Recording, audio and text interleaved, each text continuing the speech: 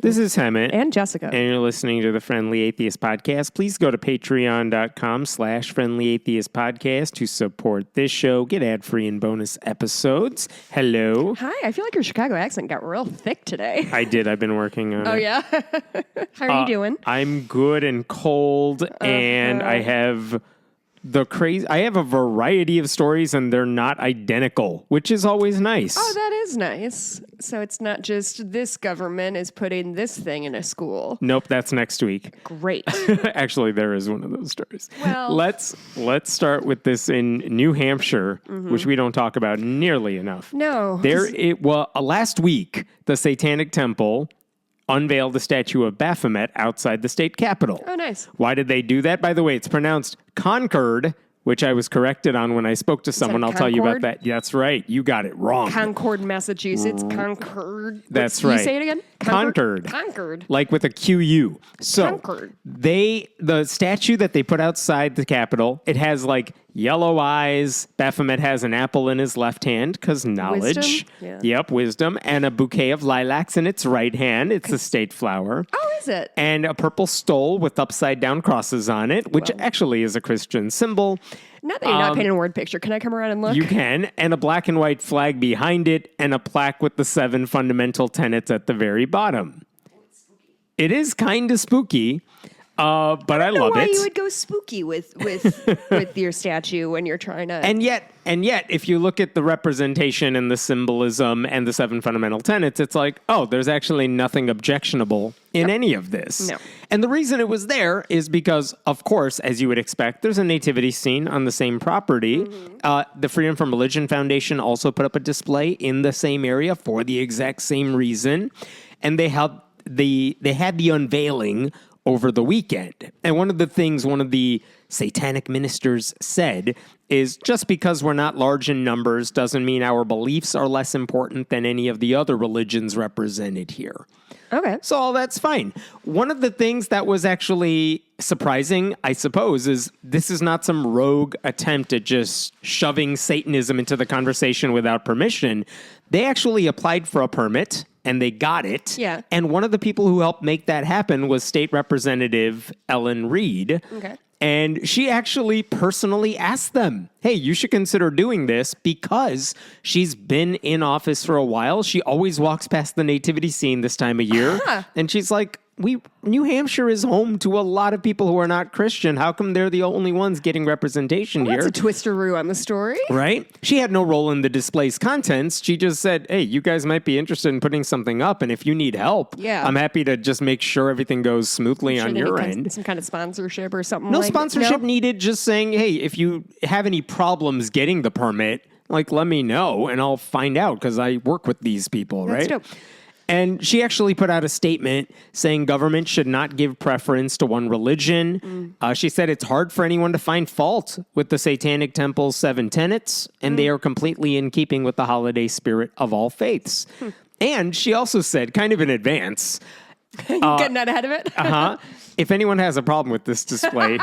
Here's what she said. Everything has the potential to offend, even the nearby nativity scene. Not only is over a third of the state not religious, never mind Christian, but I can imagine those who have been judged, harmed, or abused by the Christian church feeling offended by the nativity scene displayed on public grounds. Whoa. And yet, the nativity scene has stood perennially unmolested for years.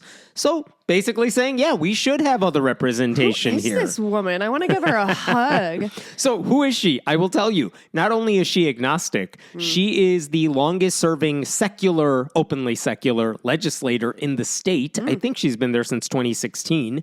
Earlier this year, she co-sponsored a bill that would remove "So Help Me God" from the state's default oath of office taken by all elected officials. Ooh, she's doing the work. Now, it's a constitutional change, so there's a million hurdles that have to be overcome. It's a long way from happening. Yeah. But she also plans, next year when the new legislature is sworn in, she plans to call for a rule change to, right now, if you look in their rules, it says all legislative sessions begin with a, quote, prayer by the chaplain or a substitute designated by the speaker Okay. And she says, why does it say prayer? So she's Yeah. going to request a rule change that would just say reflection. That way it's open to whoever wants to deliver it. Wow. Things like that. So that's who she is. That's why this thing matters to her.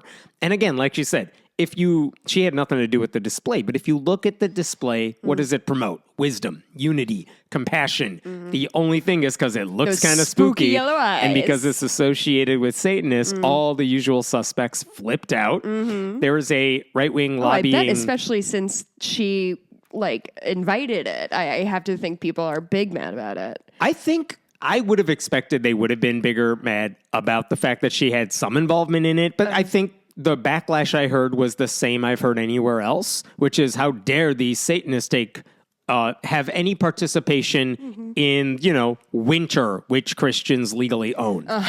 So there's a right-wing Christian group called Cornerstone Action, and they released a statement saying the Satanic Temple was a group of atheist feminists. Hey, that's me. And they urged Christians to, quote, ridicule these displays as cartoonish. All right, whatever. They also called on believers. This is my favorite part. Wait, he just said, hey, everybody go bully. Bully harder and meaner.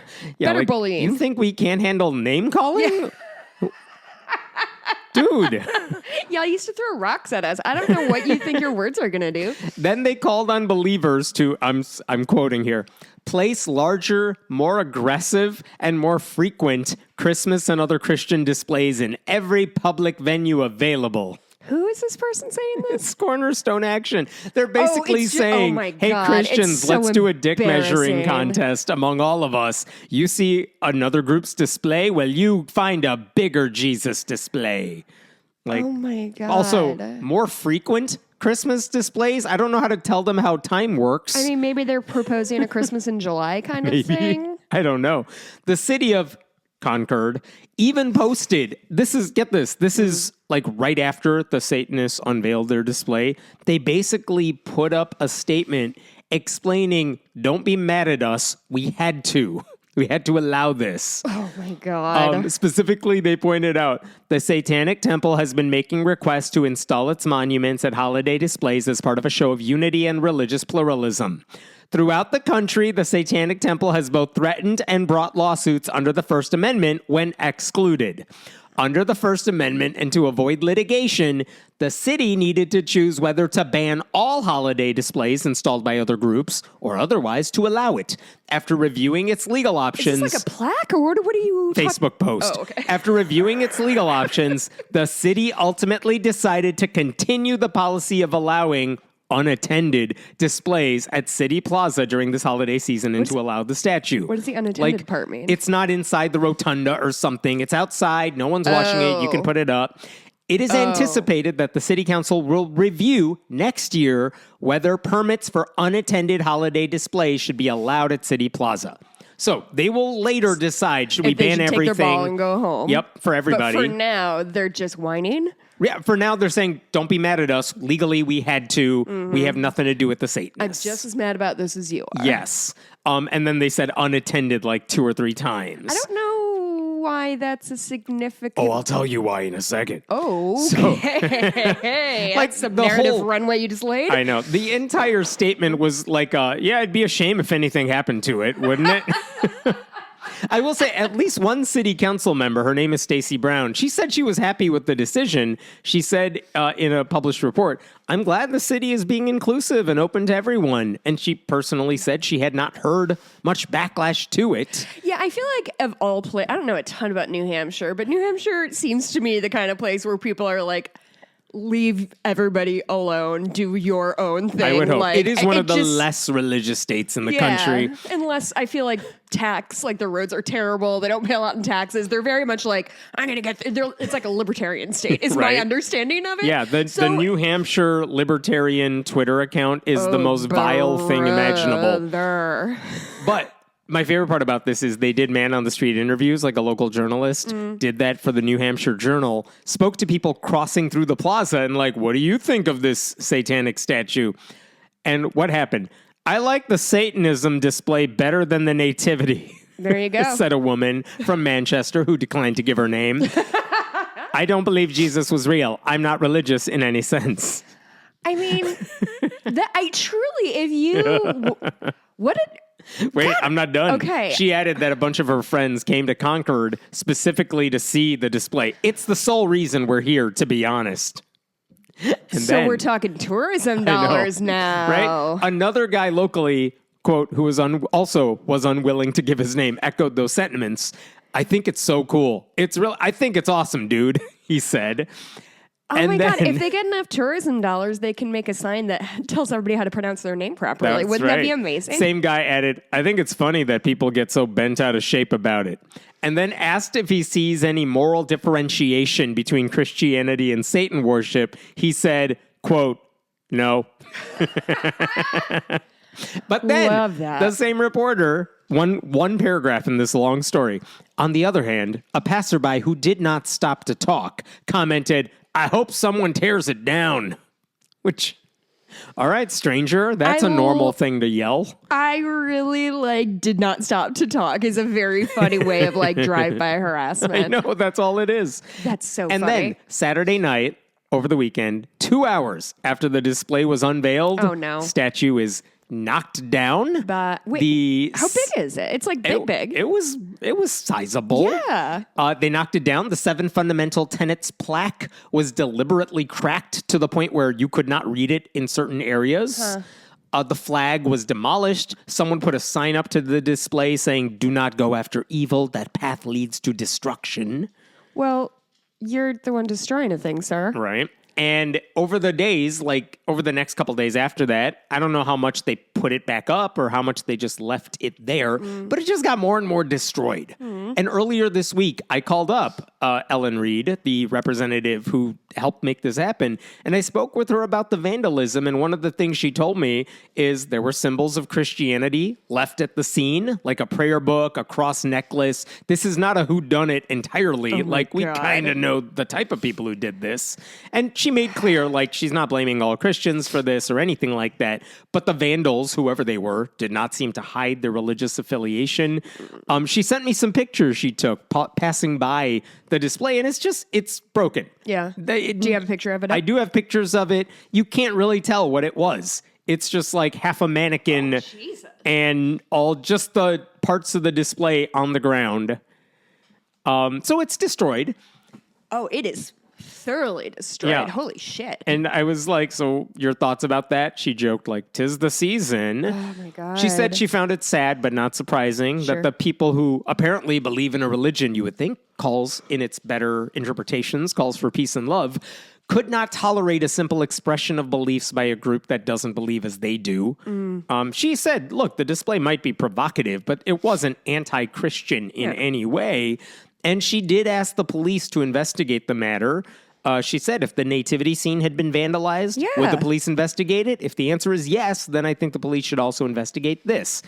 And that's it. The Concord Police Department spokesperson didn't respond to local media for a request for comment. They probably wouldn't. It's an ongoing thing. But it does seem like they are investigating. She did say there are cameras in the area. Not specifically pointing at the display per se, but there are cameras. It's near the Capitol.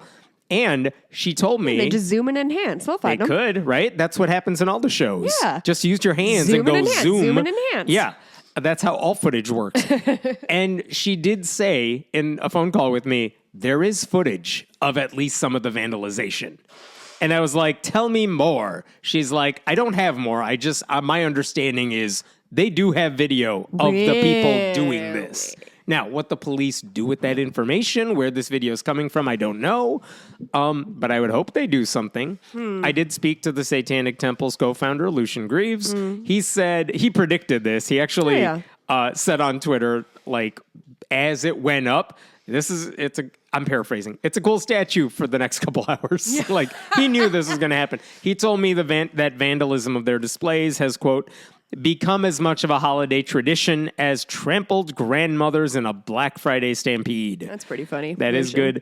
But he did add, hopefully for some, our limited presence and perseverance will prove inspirational in demonstrating that freedom of religion, the ability to believe or disbelieve as we see fit without consequence to our civic capacities, is still alive. Okay, I have an idea for an art project that I think somebody who has talent needs to take on. It's like a Baphomet statue, but in some way, like if it's broken or wrecked, it turns into something like even more beautiful or even more satanic in some way, or like releases spores. That got away from me at the end. I'm there. thinking like sea manatees, or what do you call them? Crap. Sea manatees, like No, sea what cows? are those sea cows? They're like those things that blossom in the water. I don't know. I did it as a kid. Doesn't matter. But Are you're you right. thinking That of like would the be dino lovely. sponges? Sure, like that too. When you put a pill into water and It's it turns not, into a but little I know. sponge? Yes to that.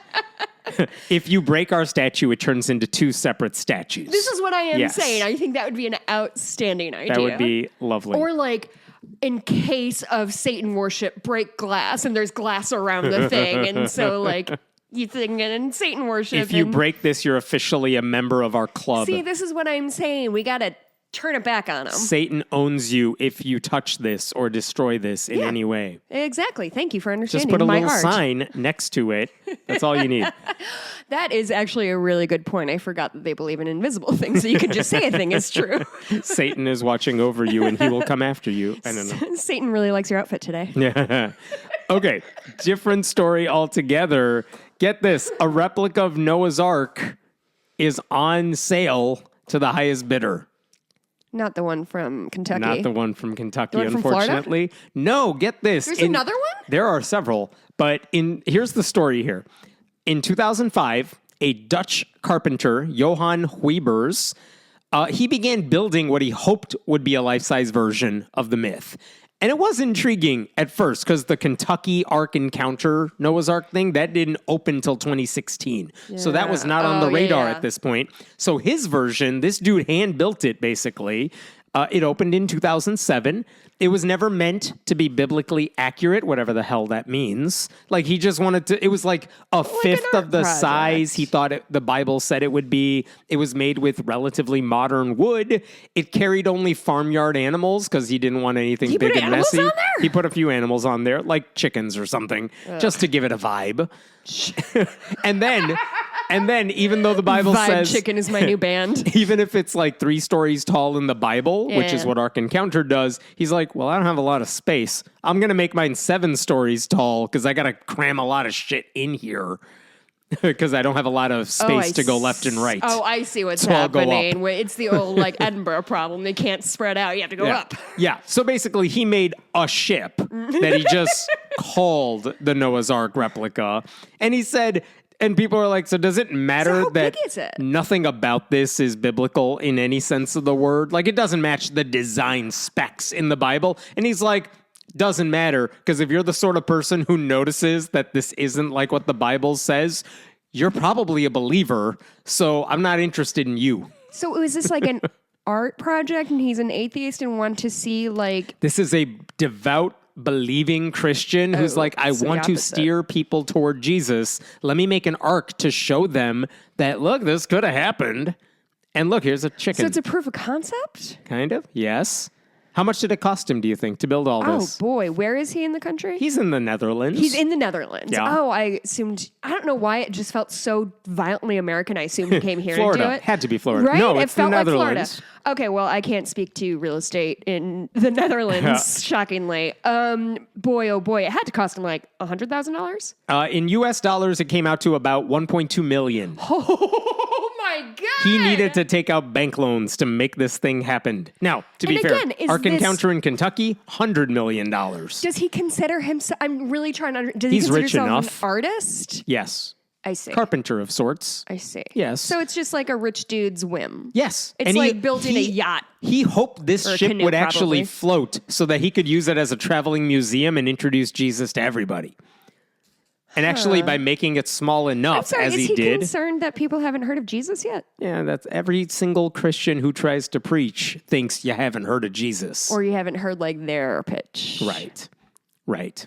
And they're all the best salespeople. It's like white guys doing stand-up comedy. They're like, no, my Tinder joke is different than your Tinder joke. There you go.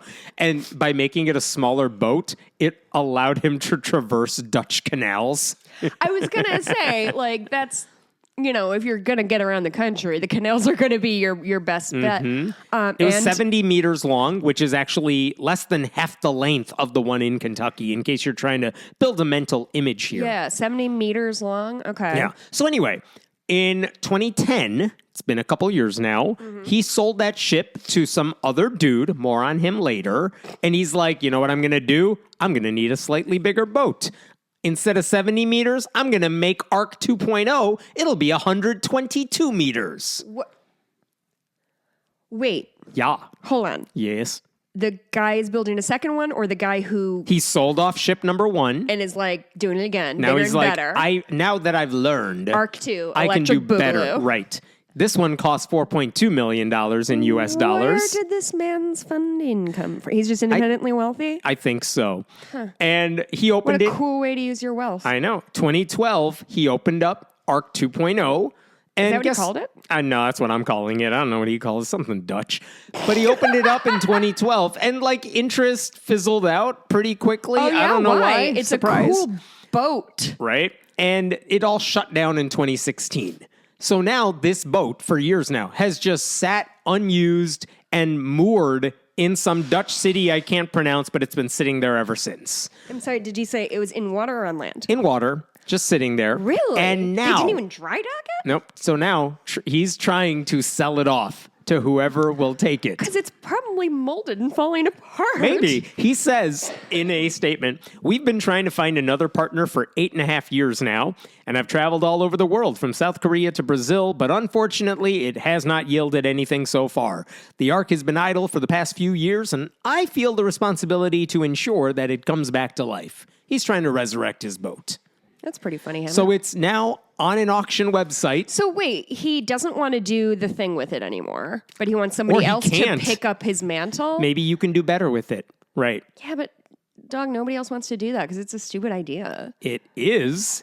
But it's on an auction website, like some Dutch auction website. I mean, I'm pretty sympathetic. I'm trying to get rid of a electric couch thing, and it's real hard to move. So I get it. Like, it's clunky, it's heavy. Your Facebook marketplacing Noah's Ark. Yeah. Bidding. He said bidding starts at 350,000 euro, I assume. And when I checked, right now it's at 365,000. So somebody bid? Somebody bid. I'm not sure who's making the bid, and I'm not sure how serious. But I mean, it's a legal contract legal. if you're bidding on this sort of thing on the website. My immediate thought was, Satanic Temple has the opportunity to do the funniest thing of all time. That would be extremely good. It's like the Onion trying to buy InfoWars and all the drama happened there. with that? The auction did not. The judge was like, that wasn't a good auction. We're starting from scratch. Onion doesn't have it anymore. But they're trying. Anyway, the Satanic Temple maybe could bid on it, but this guy, the carpenter, says, no. I'm only going to sell it to people with good intentions. He said in a quote, if they want to turn it into a brothel, I am not selling. Which, that's very specific. That was on the menu. No, I wasn't thinking that. But now that you mention it, I mean, if you created a sex boat, that seems appropriate for a whole myth about repopulating the world.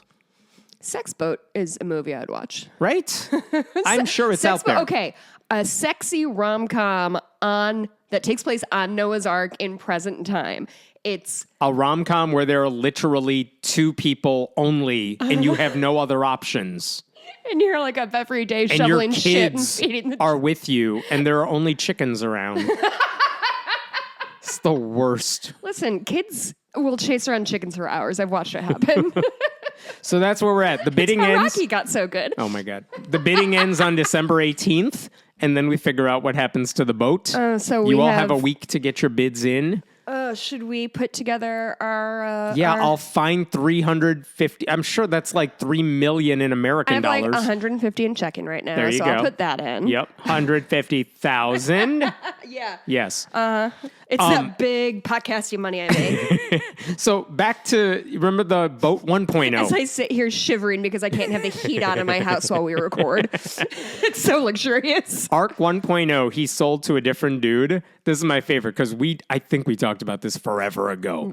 Arc 1.0, What he year sold was it this? off to some other dude in like 2010, right? Okay. Oh. That guy was a true believer. He's like, I'll buy your boat and I will turn it into this traveling Noah's Ark museum. But it quickly became a punchline because the only time you ever saw this thing in the news is because of its problems. Yeah. So, for example, in 2018, it was moored in some dock in the Netherlands. And after a storm, it broke free of its ropes and crashed into a whole bunch of other boats. Well, Come look at the picture. Come look at the picture of Arc 1.0 crashing into all the boats.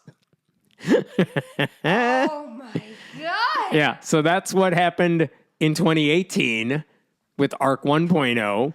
That is one of the wildest things I've ever seen in my brain really had trouble. It made worldwide headlines. It was fantastic. My brain really had trouble trying to make that a thing because it looks like the Ark, but it small is version of the clearly Ark. in a contemporary bay It's with a bunch of hurting like, the other rich people's yachts. which I mean, God Great, bless, you know?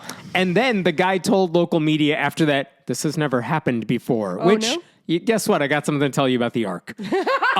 And then after everything was back to normal, it reopened. Arc 1.0 reopened, and it actually traveled all the way to England. And in 2019, Really? it was supposed to go there for like a 3-month visit. And all the times you hear about a boat and a 3-month tour, things are going to end well. This time, when it was in England, it was forced to stay there indefinitely at the time for good reason, because the British government said this boat is unsafe. You're like driving a car that could break down at any second. We cannot allow you to go. Also, you're not registered here. You're missing certification. And it started accruing fines after that. And the Ark's owner was like, we can leave. And the Coast Guard's like, no, you can't. cannot. You'll die, sir. It was glorious. So wait, is this boat like sailable or does it get towed everywhere? Well, it was stuck in England for years, starting in 2019, and then it wasn't allowed to leave until 2021 when it finally that's returned to the Netherlands. very funny. And now it's docked in the Netherlands, and it's now a stationary museum, not now- allowed to travel anywhere. So now the Netherlands has not one but two shitty Ark knockoffs, That is correct. and nobody else wants them. Correct. But the guy made two because, Bigger is better. I mean, listen, as a longtime cross stitcher, I understand the thing of like, I want to keep working on something, but I've run out of projects. And so all of a sudden you're just like making shit for your friends and they don't want it. So I get it as a crafter. But you got to know when to pull the plug, bud. There has to be a better way to spend your money. Yeah, $4-point-something million on a boat that now you're like, no one wants my boat. No one wanted it the first time. Go have a fucking dope week in Amsterdam. You'll have a great old time. Seriously. And you'll have the same amount left over afterwards. Nothing. And God will care exactly the same amount. And you can go to the red light district and maybe give some sex workers a nice tip. If you actually wanted to proselytize to them, getting some cheap Bibles, which I'm sure they all want, would probably be a better use of the money than this sex boat that nobody wants. Yeah, as I get older, I get very weird about like giving and getting presents of just like shit that like is just gonna sit and collect dust in my house. And I don't like to give people shit that they don't want. It's just gonna take up space. And this is like just a metaphor for how I feel about like excess junk in my house. There of you like go. whenever somebody gives me like, it's wine o'clock somewhere thing. It's like, this isn't it. I don't want this, but now I have to have it. And now it's in And my that house. explains the 7 wine o'clock signs Exactly. in your It's kitchen. always 1 o'clock. Yes. Let's talk about California.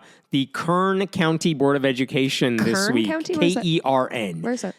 In California. That's what I got for you. I actually think it's Hammond. between like Fresno and Los Angeles or something. this is More what I'm looking south-ish. for. But at its next meeting later this month, they are going to have 2 presentations about putting the 10 Commandments in every classroom. Oh, boy. And according to a local newspaper, the spokesperson for the district, for it's the like where superintendent, Bakersfield is. yes, the person said the items will be discussed at the board's next meeting at the request of 2 unspecified individuals, which is weirdly ominous. What the hell? Like what? 2 randos with a Christian agenda are going to try to convince board members to pursue this illegal course of action in the name of Jesus. This is very good. I can't wait to hear It's the rest so of weird. this story. So it doesn't bode well that these people were just What do you given the mean? chance to do it. One of the presentations they said is going to focus on why the Ten Commandments have a historic basis for being in the classroom. The other is going to be on why this is legal. And mind you, these are the same arguments they tried to use in Louisiana, where a law was passed to put the Ten Commandments Whoa. in schools. I could say things. But when they did that, as we stand right now, a federal judge says, yeah, you can't do this. It's illegal. And I'm going to say no to this while you all appeal what you're inevitably going to appeal. So that's where we're at in Louisiana. They tried doing this statewide. Judge said, no, you can't. I know you're going to fight this, but for now you cannot do it. And in California now they're like, well, let's give it a shot in this one school district. And in fact, when that federal judge said Louisiana's law was unconstitutional, he went right after that argument from like historicity. He said, I'm paraphrasing a little bit, the historical evidence you presented to me was too scattered to amount to convincing evidence that it was common at the time of the founding. He said the evidence Really? demonstrates that the practice at issue does not fit within and is otherwise not consistent with a broader historical tradition during those time periods. So even that judge is like, you say this is history, but it's not. What are you talking about? Yeah, this is fucking stupid. And as far as the legal concerns go, well, the Supreme Court has actually, a better Supreme Court than the one we have now, has said in the past that, yeah, Kentucky once passed a law saying let's put 10 Commandments in public school classrooms. That's illegal. You can't do that. Yeah. And that has yet to be overturned, which is why the Louisiana law was passed. They want to overturn that thing, but it hasn't happened yet, is the point. I guess just once in a while I like to pull up the 10 Commandments and like, what is it that people need to have in a classroom that's so important on here? Because I'm the Lord your God, you shall have no other gods before me, does not feel pertinent. No, the first four. You shall not make for yourself any idol, not pertinent. You shall not dishonor the name of the Lord your God. Don't take God's name in vain. Who Remember the cares? Sabbath and keep it holy. That's just You don't have school on Sunday. on It's your fine. father and your mother. Don't have sex with people you're not married to, which is a lesson kindergartners have to hear. You shall not commit murder, which is, I guess, a good reminder. You shall not commit adultery, shall not steal, shall not be a false witness, and covet anything which belongs to your neighbor, which is like fine, but really the golden rule kind of sums that up. That was Yeah. on my wall in second grade. I mean, yes, you don't need any of this for any reason. I did look up how Rape is isn't this in here. I can't help Nope, but notice slavery's not in there. I looked up how is the Kern County school district? Like, how is this? How is education in this place? It is one of the worst in the state. And that may not be the fault. Maybe they're dealing with other struggles, maybe lesser income, things like that. However, that means the last thing you ought to be doing is trying to push religion in school as if that's going to make anything better, much less embroil yourself in a possible lawsuit that will take even more money out of the district. So the Freedom from Religion Foundation is telling the district, hey, go ahead and reject this proposal before anything bad happens. Yeah. We're warning you because we've taken action on this sort of thing before. And they pointed out the Supreme Court precedent, Stone v. Graham, from nearly 5 decades ago. They pointed out that even if you put up the 10 Commandments as part of a broader display, which the Supreme Court has allowed, that doesn't apply to public schools. So you can't use that argument either. And also, again, as you just mentioned, it is genuinely bizarre that the same people who don't want kids learning about, sex, systemic racism, LGBTQ people existing in humanity, they have very specific things they want you to know about adultery and maidservants and your neighbor's goods, right? Like, it's ridiculous. No potential school shooter has ever plotted out a horrible plan and then walked into the school and saw 10 Commandments and they were like, oh, thou shalt not kill? I'm going to turn around now, which is an argument some of these people make for why you should have it in there. Not let's take care of the guns, but it's what if we just put up a sign that says don't? I mean, that'll stop all gun violence. I hate this place. Yes. So one of the things Chris Line, one of the attorneys for FFRF, did is he pointed out, look, we've won these cases in the past. Don't tempt us. In other words, he said, Don't threaten me with a good time. They filed lawsuits in Pennsylvania for refusing to remove unconstitutional 10 Commandments displays. And he said, in both of these cases, the school districts were required to remove the displays and pay FFRF's attorney fees. And by the way, in California, in Chino Valley, where they had prayers during school board meetings and they wanted to fight that one, not only did the court order the school district eventually to pay over $200,000 in legal fees and costs, after they appealed, the court said, hey, pay them another $75,000 for wasting everyone's time. Is this what they want to do? Wow. All of that saying like the proposal to put up the Ten Commandments should be a non-starter. And so even if these people give their presentations and maybe they requested it and they're allowed to make it and whatever their policy is, but the board is under no obligation to take it seriously. Right. So the board's president told local media the presentations were just informational. They're not even going to vote on it at the next meeting. They would like hear the presentation, maybe consider it for a vote at future sessions. But that's not the same thing as saying we'll humor them and then reject it because it's a dumb idea, which is what they should have said. Right. There is an online petition telling the board to reject the proposal, which is nice, but no one cares about online proposals. Are they obligated to hear proposals? Oh, I don't know what their policy is, but I guess if someone says, I would like to speak at the next board meeting about this, there's two ways of doing it. You can make a public comment where you're time limited, or you could say, I want to make a formal presentation about this thing, which, okay, fine. I'm sure boards have a way of dealing with that, and you can hear them. It's the public. You're accountable to the public. So fine, make your presentation. But the board can easily say, before that even happens, we're not going to do this. Right. It's dumb. Right. Now, I think I figured out who is speaking at this meeting, even though the spokesperson for the district's like two unspecified members. So brave. Yeah, and I know because they were bragging about it online. I didn't do any investigative big discovery here. But basically in September, there was a local pastor by the name of Angelo Frazier who dressed up like Moses and went in front of the same school board with two fake plaques in his hand. Did he dress up like Moses, or did he dress up like Charlton Heston dressed up like Moses? It might be that. Come look. You could look at his back because that's what the camera captured. There is this guy. He's dressed up. That ain't Charlton Heston. That is not what I expected. I did not expect like to see a beach a high towel. school musical Joseph. Oh my God, Hammett, that's exactly what it is. This guy said a couple months ago, stopping you ahead of time.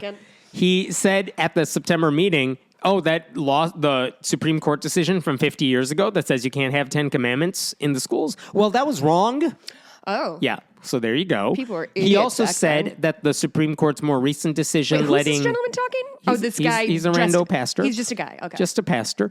And he also pointed out that Supreme Court decision where the football coach wanted to pray at midfield after games, well, that makes the Ten Commandments legal now. It does not. No, I don't think he's correct. And then he said, well, they passed the law in Louisiana. Now, mind you, he said this before the judge weighed in on it. Oh, I see. But he's still wrong. Doesn't matter because Louisiana was wrong to pass that law and it didn't make it legal anywhere else automatically. Well, and also these guys are all about states' rights. So just because if Louisiana jumped off a bridge, would you jump off a bridge? And then he's like, and by the way, there's a superintendent in Oklahoma, Ryan Walters. Oh, yeah. He mandated the 10 Commandments in schools. So, we can do it here. Not mentioning that mandate was just Ryan Walters writing out shit on paper and emailing it to people. It has no legal weight. Sometimes I think about how mentioning how all these public school districts were like, we're not listening to you, Ryan. Yeah. I sometimes, if I'm feeling bummed out, I think about how sad Ryan Walters must be. And it makes that he's not education nominee, secretary nominee. I just and it pleases you. It just reminds me of when I didn't get into madrigals in high school and just cried for 5 days. I got in madrigals. Oh, go fuck yourself, Hammett. You're not even a singer. They needed men. Yeah, I was good. And after this guy spoke, he was followed by... Honestly, that really broke my heart. I can't believe you're in madrigals and I didn't. That really takes away a lot of my identity. Yes. And after he spoke, he was followed by other Christian nationalists that were like, yes, adopt this man's proposal. Look at him. Look at him. One of them insanely actually claimed the 10 Commandments could stop school shootings. Yes, which would only be true if you use them as shields. I don't know how else. This guy posted pictures on Instagram of him speaking at the meeting and a picture of him and his buddies in front of the school board, like before or after the meeting, just posing. With what? With his little cosplay getup. This guy just stood there. They took a picture, bragged about it. And now he's encouraging people to come to the next meeting on December 17th and to hear his presentation. I gotta say, him being black, I did not see coming. Mm-hmm. That was a Christian surprise nationalist twist. who is also black. Yep. He works at from what I could tell, predominantly white church. I see. He is a staffer at this mega church. I see. I did reach out to him. Like, you're wrong about everything, right? Uh-huh. I was hoping I could talk to him. Yes, I was wrong. I'm an idiot. You've changed my mind. Yes, and he did not respond to me. Oh. He noted in his caption, though, for the Instagram pics he posted, he did point out that at least 2 of the 7 board members did not like his ideas. Openly so. How did he say it? 2 of them opposed my ideas, but the others were at least open to hearing me out.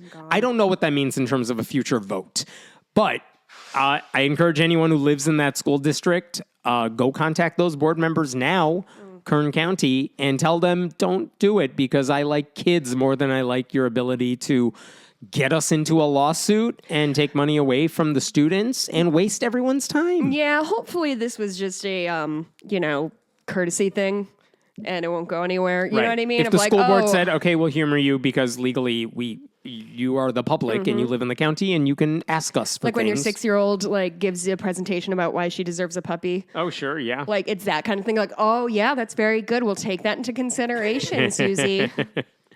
Let's talk about vaccines. I swear this is my favorite story.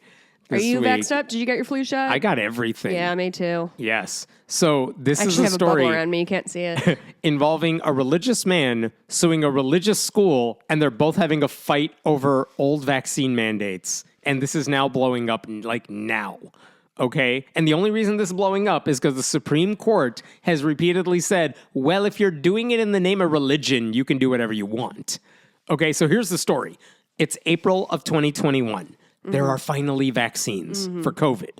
Boston College, private religious school, said, well, employees have to get vaccinated unless you have a medical reason for it or you have a religious reason for it. And if you have those reasons, you got to give us the doctor's note. You got to give us a note from your pastor, whatever it is.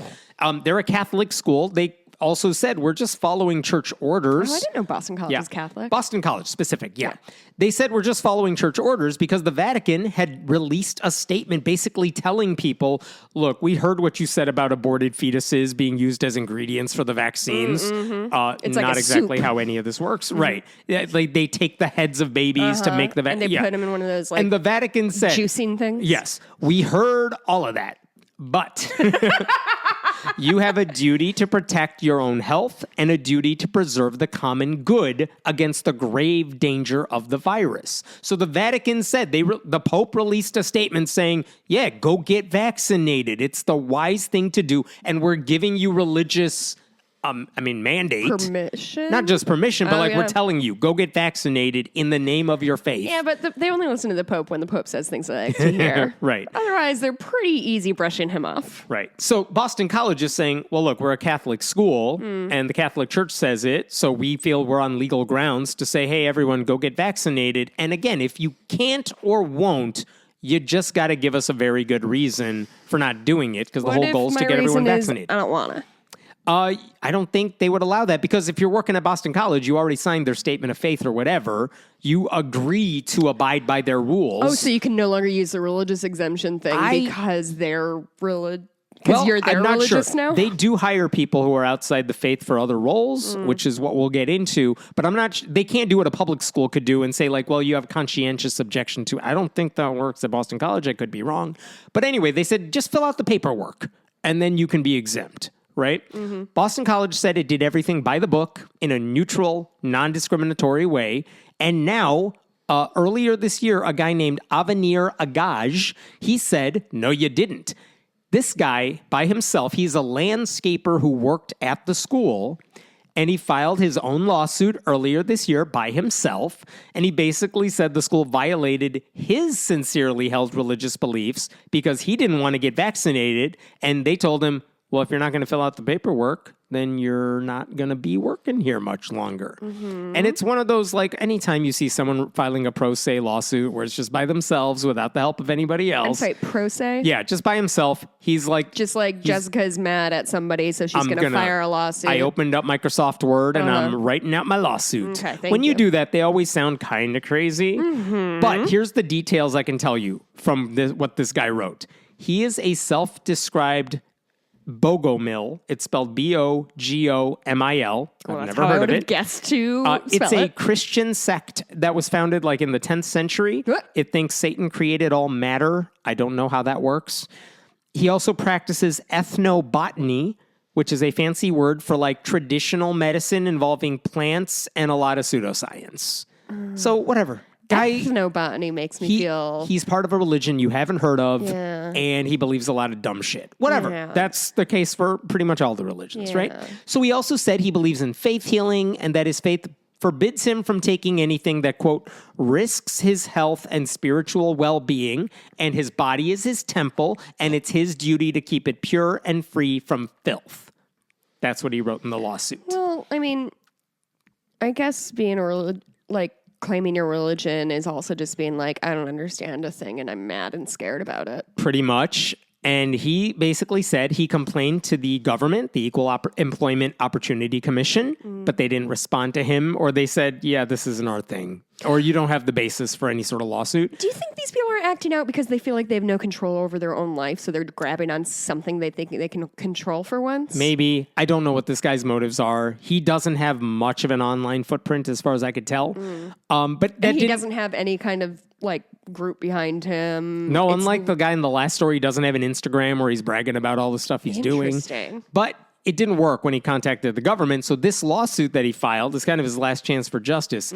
And he had a laundry list of reasons he was angry. He said they violated his privacy. They discriminated against his culture and his origins as a legal immigrant. Oh, where's he from? I don't know. They said it violated his good faith. It said they tried under duress to make me resign. They tried to terminate my employment as unvaccinated while allowing unvaccinated other people to operate and access the campus. Even though the school said, well, yeah, if you have permission, if you have the paperwork, you don't have to get vaccinated. Oh, boy. He said they opposed my sincere held religious beliefs and cultural it sucks origins. When people don't take your religion seriously or try to steamroll you, huh? And he said he wants $1.2 million in damages. Me too. Yep, and $300,000 in back pay and benefits, and he wants his job back. I'm sorry, $300,000 over the last 3 He makes $100K a year? It's possible. Good for him. Right? Oh, so, no wonder why he doesn't want to lose this job. Take the fucking vaccine, my dude. You're pulling down 6 digits a year. Right. Boston College asked the court to dismiss the case because they said he didn't submit the paperwork, you guys. Stop being mad at us. They said they asked him for a note from his religious leader, and he didn't give one. He said he did not have access to such documents.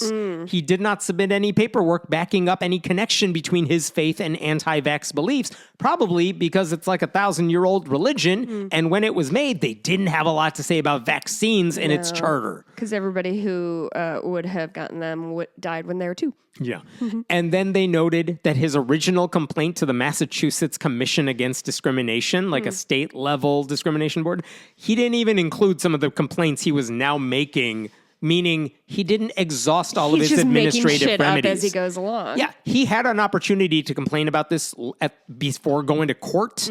He didn't take advantage of those. So you can't just run to the judge for all this. More to the point, though, Boston College said allowing unvaccinated people on campus in the middle of a pandemic, especially when they provide no good reason not to get the shot, imposes an undue hardship on the school, which is true because it could lead to more people dying. And that's why they said we had to get rid of him. We gave him a chance. We hear the rules for anyone who doesn't want the shot. Yeah. And he didn't take them, so they got rid of him. Yeah. They said we offered reasonable accommodations. He didn't do it. What he wanted was a non-starter. Well, he wanted to be the Typhoid Mary of Boston College. Right? So a few weeks ago, a U.S. federal district judge, a Biden appointee, I should point out, said, okay, I'm allowing the religious discrimination claims to move forward while dismissing the others, only because he said the vaccine violated his faith And that's what we're going to focus in on? Well, she said that's the one complaint you might have some thing you can do with. Everything else so is just everything kind of else you is whining. bullshit. And the judge even kind of hinted, I don't buy any of this, but the ingredients are there for a religious discrimination lawsuit. So Boston College is going to have to defend its actions and prove why they did not religiously discriminate against this guy. They can't just ask for the lawsuit to be dismissed because they said his requests were personal preferences. They have to explain, I don't care if he says it's his religion. This is what we did. This is why everything we did was by the book. Like and if it was a religious thing, this is the documentation we would have had, and it's not there. And again, Boston College responded to this afterwards, and they echoed everything I've just told you. And they said, look, our policy on vaccines adhered to and was informed by Catholic Church teaching on this subject. So when we were doing our vaccine policy, we were engaging in the free exercise of our religious beliefs. Oh, boy. Which means we are pitting the religious beliefs of a Catholic school against the religious beliefs of an employee. And in a sane world... This is a very, immovable object meets an unstoppable force thing. Yes.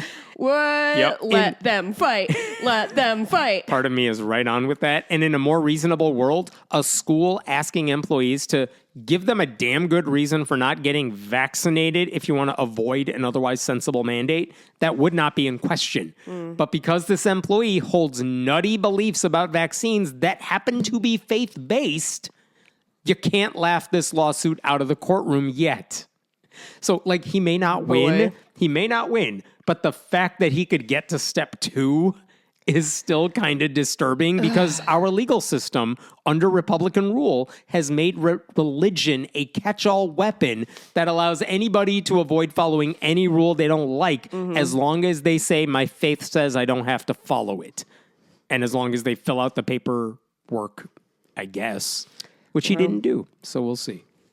Yeah, I like that they want special privileges, but won't even fill out the paperwork to get them. But I want to kill people using a virus. So Why can't badly. I? It's my favorite. It's my favorite part of my 1,000-year-old God religion. said it's cool.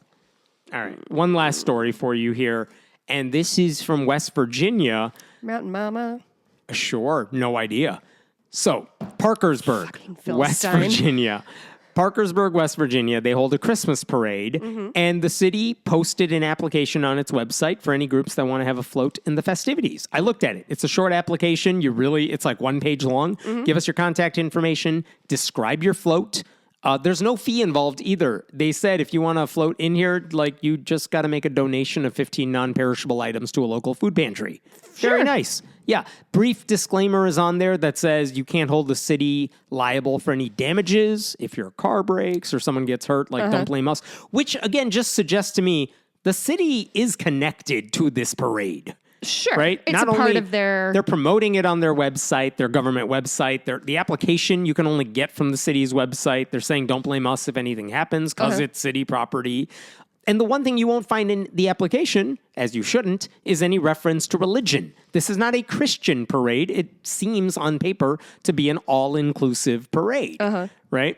And so a local pagan group called the Appalachian Pagan Ministry wanted to participate. So they filled out the form a while ago, and they basically explained who they are in the application. We're a registered nonprofit dedicated to serving those of non-Abrahamic beliefs who are incarcerated, formerly incarcerated, and or in recovery. We also sponsor a group that holds recovery meetings based on the 9 noble virtues. Okay. All right? And we hold outreach in the community. We promote harm reduction. Very nice. They just said, look, we're part of you. Good stuff. So let us take part. But they never heard back from the city regarding their application. So the group's founder, her name is Reverend Donna Donovan. She reached out to called the city. She's like, hey, what's up with my We're application? just going to skip over the fact that her name is Donna Donovan. We were. Okay. Yep. She's like, how come you didn't respond to me yet? And she basically got on the phone with the organizers. Their names are Lori and John. She was on the phone with them.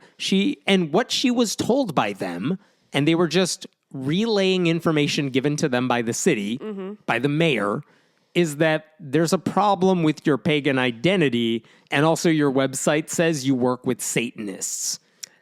Uh-oh. And I looked at their website. Where they work with Satanists is they do the like addiction recovery programs. Oh, sure. Specifically with satanic groups. What monsters. I know, right? And again, the organizers were like, this is what the mayor said. Don't blame the messengers. Okay, so no one should, I'm not suggesting anyone get mad at the organizers. Their names are all over this story. They're not necessarily the problems here.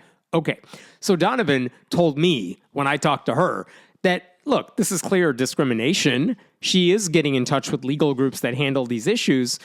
And she told the organizers, like, okay, I don't care what the mayor told you. I'm paraphrasing. She's like, if that's what he told you, okay, but you realize you are setting yourselves up, the city is, setting itself up for a discrimination lawsuit. And they basically got back to her and said, yes, here's the email she got from the organizers. Good afternoon, Donna. To follow up on our conversation, after communication with the mayor of Parkersburg, entry to the Parkersburg Christmas Parade is being refused. Oh. So, like, yeah, we went to the mayor with your concerns, but also still, no. Also, go kick bricks. Yeah, both of the organizers did not respond to me. The one thing I did get after I was like, can you talk to me about why you made this decision is talk to the mayor. I did reach out to him, too. He didn't respond Would that I could. Yeah. Mayor Tom Joyce, he just got reelected to his third term in office. He has not responded to me or basically anyone else. I was curious, like, hey, Donna, what were you all proposing on your float? What was that going to look like? Oh, yeah. Because if it was weird or creepy, maybe the city's going to be like, look, it's family friendly, this parade. So that's why we said no. She described the float to me. It's going to have a Christmas tree, a reindeer costume, hats, candy, lights. Everyone's going to wear a Santa hat. Oh, right? Wow. Gnomes. They were going to be, look at these gnomes. She sent me a picture of the gnomes that they were going to have on the float. Like, they're just cute and adorable. What is in other words, there's nothing offensive that you would not find in a Christmas parade. Yeah. What's the organization called again? Appalachian Pagan Ministry. Gotcha. So they actually went out of their way to say, we want to make sure the community sees us as part of it. So we want to make sure everyone sees us and is like, oh, I like them. That's why they went this route. And it did not come cheap. She wouldn't tell me how much they spent on it, but in a press release she put out, she said the rejection came, quote, after much expense. Okay. That's too bad. And then she said, like, the discrimination contradicts the spirit of inclusivity and community that the holiday season represents. She said in there, excluding us from the parade undermines these rights, sets a harmful precedent for the exclusion of other minority faiths. She said the Appalachian Pagan Ministry remains open to dialogue and hopes this incident will spark necessary conversations about equality and acceptance within our community. She actually said someone in the group maybe proposed doing a Krampus-themed float, but they said no because they didn't want to creep anyone out. Yeah. They went with the Happy Santa one yet. So no lawsuit has been filed yet. People have been asking what they can do to help. She tells them we need elected officials to understand constitutional law. Well, that's a lot to ask. Yes. But now, besides voting, she said she wanted people to just be active in your community. Volunteer, feed the hungry, help the unhoused. And that is what her group is doing over the weeks ahead, regardless of how this shakes out. And she told me people hate what they fear. Fear is based on ignorance. The only way to eradicate hate is to educate. Great. Yes, I agree. Now, I was trying to figure out which group, like, is the city sponsoring the parade or not? Because they're coy about this. Oh, and, interesting. Like, obviously, as I told you, the city was pushing it on their website. The application lists them.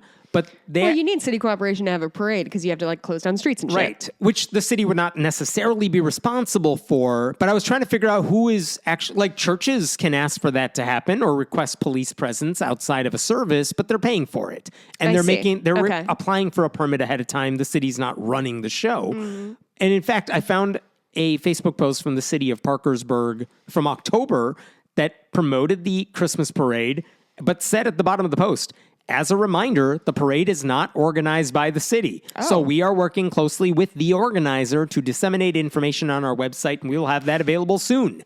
And that is the original post they made in But we October. don't know who the organizer is. Is that where we're at? I think it was the people like Lori who responded to those emails. But see. Lori's like, yeah, but I talked to the mayor and he said no. So what the hell? And the then mayor told me you couldn't be in my parade. but then a separate post from the Facebook page for Downtown Parkersburg, which is also city affiliated, said Lori's the organizer. Yay! But Lori made it very clear game. when when Donna Donovan spoke to Lori on the phone, it seemed like the mayor was the person in charge. And in fact, my understanding from talking to Donna, reading multiple stories about this is Lori wants to make it clear she didn't make this decision. I don't think she likes the decision, but she basically says it's not my call. Yeah, my hands are tied. And the mayor has said repeatedly when he's spoken to local media outlets, he, one, seems to take ownership of the fact that, I'm not allowing them in the parade. And two, I'm not supposed to say anything because my lawyer said shut up, which is a weird way to respond. Fine tightrope to have to walk. Yeah. So they were not part of the parade officially because the parade took place last weekend. But the question now is, well, what are they going to do about this? I don't know what the next steps are. We will find out what happens soon. But just to show you, I mean, I know it's not news saying, hey, a West Virginia mayor did something anti-Christian or discriminated against a non-Christian group. But there you go. Actually, speaking of West Virginia, I wanted to recommend everybody listen to the podcast Sawbones in general. It's outstanding. It's a medical history comedy podcast. One of the hosts is Dr. Sydney McElroy. She's a physician working in West Virginia. And one of the more recent episodes is just called Project 2025. And Sydney goes through a lot of the things that we suspect might be coming down the pike. And there's a lot. And nobody's being very clear about what's going to happen. So she gives a lot of very practical, like, here's some things you can do right now. Good. Here's some things you can do to help people moving forward. If you're afraid you're going to lose this, here are these things. So I'd highly recommend that. Excellent. What are we talking about in the bonus? I actually have had quite the busy week. I have a lot of things to talk to you about. Yes. Mikey and I watched 3 movies. One is Heavenly Creatures. It's from the 90s, Mikey? Sure. It's from the 90s, and it stars Kate Winslet and... what's her name? Melanie Linsky.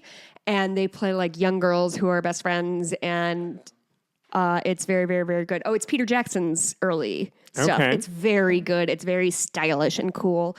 Also, we saw Y2K in theaters, which is a comedy horror movie written and directed by Kyle Mooney.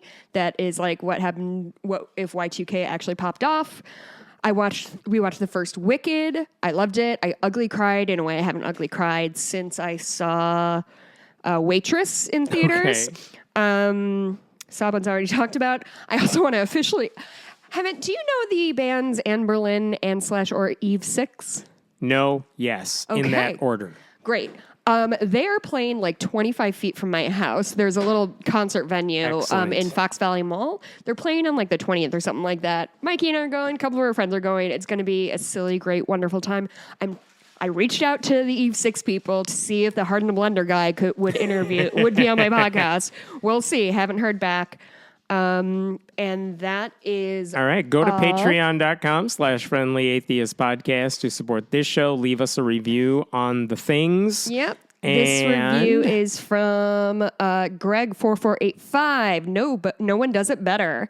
This is by far my favorite podcast of any genre. Jessica's my absolute favorite, and I feel like she'd be my best friend. You got it, Greg. Besties. Hemant, at least show some enthusiasm for having the best co-host. Hemant, that's me. I see. I love that you two are completely opposite, and it brings a good balance. This podcast has really been a rock for me on some bad times and good. The only negative thing I have is that they don't have more content, which is a conversation Hammett and I have been having. I feel like I'm in the room there. I'm in the room listening to you and getting to know you two. I hope you never stop. I'd rate it more than 5 stars if I could. That's very cute. Thank you. I also just learned... Take that, Eli Bosnick. That a lot of times, I might have said this already, when Mikey is upstairs working, he just like turns off whatever he's listening to and just listens to us like it's an actual podcast because he's like, you're so loud, I might as well. Anyway, it was very cute. All right, we'll see you next week. Bye.